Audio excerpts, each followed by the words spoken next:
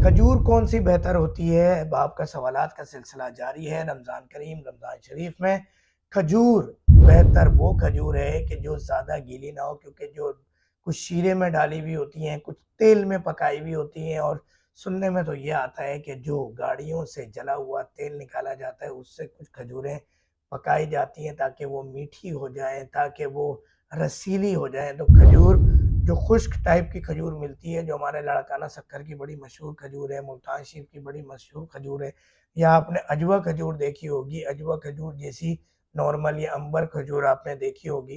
तो ये वो खजूरें हैं, इनकी शक्ल आप देख लें ओरिजिनल, जो मदीना शरीफ जाते हैं या किसी भी मार्ट में मिल जाती हैं। कोई भी खजूर लें, मगर वो ज़्यादा गीली रसदार ना हो, दरमियानी हो, तो वो खजूर खा सकते हैं। सूखी खजूर भी खा सकते हैं। तो ये फ़ायदा करेगी, नुकसान नहीं करेगी। जो ज़्यादा रस वाली होगी, रेशे वाली होगी, वो खजूर नुकसान करेगी।